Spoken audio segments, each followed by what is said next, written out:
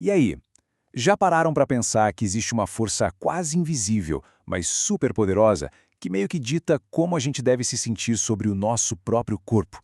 Pois é, hoje a gente vai mergulhar na obra do psiquiatra Augusto Cury para entender o que ele chama de um dos maiores vilões da nossa sociedade, a ditadura da beleza. Olha, para a gente começar, é importante sentir a força dessa frase. O próprio autor diz que o livro dele não é só um livro, é um desabafo, um grito mesmo. Essa intensidade toda já mostra que o assunto aqui é sério, é pessoal e, mais do que tudo, é urgente. Então, vamos lá, vamos fundo nisso. A ideia principal aqui é que existe essa força, essa pressão que funciona como uma prisão. Uma prisão sem grades, da qual muita gente nem percebe que é refém. E aqui não estamos falando de gosto, sabe? Ah, eu acho isso bonito, acho aquilo feio. Não, a coisa é muito mais séria. É uma tirania social mesmo. E o ponto-chave é que ela impõe um padrão que é simplesmente impossível de alcançar. E é aí que mora o perigo, porque isso ataca direto a nossa saúde mental, a forma como a gente se enxerga. E só para deixar claro, toda essa nossa conversa é baseada no trabalho do Augusto Cury. Ele é psiquiatra, pesquisador da mente humana, e nesse livro ele investiga o que ele mesmo chama de um verdadeiro câncer social. Então o que a gente está discutindo aqui vem de anos de pesquisa e experiência clínica. Tá, mas quão grande é esse problema? Será que é algo pontual? A resposta é não. Agora a gente vai entender a dimensão global, o tamanho do impacto disso no mundo todo.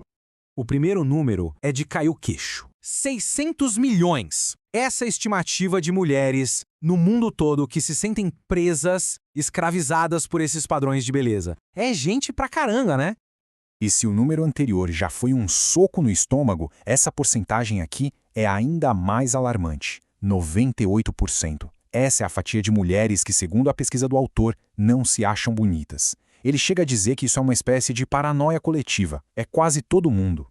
E as consequências disso na vida real são devastadoras. A gente está falando de doenças seríssimas, como a anorexia, mas também de um sofrimento mental constante. Aquela briga diária com o espelho, uma sensação de se rejeitar que acaba tirando a alegria de viver. Isso tudo leva a gente a uma pergunta que é fundamental. Se essa tal ditadura causa tanto sofrimento, por que ela existe? Quem ganha com isso? E a resposta, segundo Cury, é curta e grossa. Dinheiro. O sistema de consumo não lucra com pessoas felizes e de bem com a vida. Ele precisa de gente insatisfeita para continuar girando. E a engrenagem por trás disso é bem cruel. A mídia joga na nossa cara o tempo todo ideais de beleza que não existem na vida real. Isso gera uma ansiedade, um sentimento de eu não sou bom o suficiente, que por sua vez faz a gente consumir mais e mais produtos. É um ciclo que, infelizmente, começa a prender as pessoas desde muito cedo. Mas calma, depois de um diagnóstico tão duro, a obra também aponta uma saída, uma verdadeira revolução. E essa solução começa de dentro para fora. É o que ele chama de ter um romance consigo mesmo. A solução que ele propõe é quase um mantra, algo para se praticar todo dia. É um convite para que cada um aprenda diariamente a ter um caso de amor Com a pessoa bela que já existe aí dentro, desenvolvendo.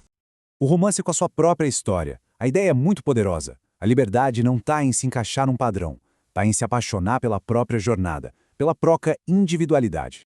E isso nos leva à ideia final, que é o coração de toda essa revolução. A grande virada de chave é celebrar o fato de que cada ser humano é único. Essa é a maior forma de liberdade. Essa metáfora do teatro é simplesmente genial, né? A comparação é a grande vilã da autoestima. Mas quando a gente se enxerga como um personagem único numa peça de teatro gigante, a necessidade de ser igual ao outro simplesmente some. O que importa é ser autêntico. E é com essa reflexão que a gente termina. Uma pergunta que fica no ar, para cada um pensar. Se todos nós somos personagens únicos, a verdadeira questão não é se o nosso personagem é bonito ou feio segundo a régua dos outros, mas sim, que história esse nosso personagem vai contar.